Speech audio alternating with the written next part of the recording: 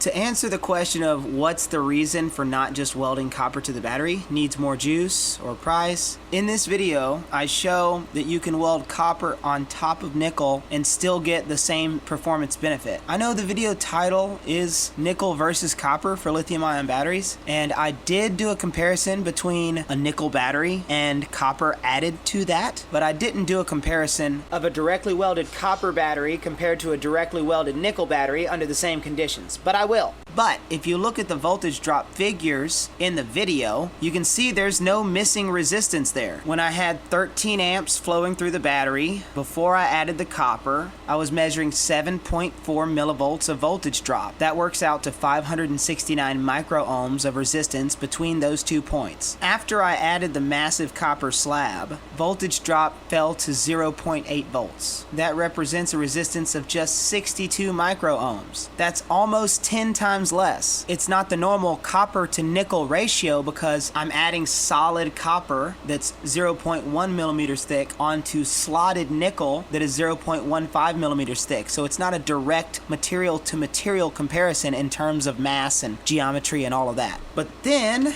later I increased the load to 21 amps, which produced just 0.7 millivolts of drop after adding the second piece of copper. And that took us from 62 microohms to around 33 microohms. So you can see there's really no missing resistance. Like I said, I will do another comparison video showing this similar thing, but on a copper battery that has copper directly welded on the cells and a nickel battery that has nickel welded directly on the cells, and then do the same thing in some other experiments. But this data here already shows that there's not going to be much, if any at all, measurable performance benefit. And that makes sense, because if you have nickel on the first layer, sure, it has 4 times higher contact resistance, but it already has a stunningly low contact resistance. The point of this video is not to show that it's better or advantageous to use nickel as the first layer. The point of the video is to show that it's not beneficial or not advantageous to use copper as the first layer. And the only important thing is that you have copper in there somewhere.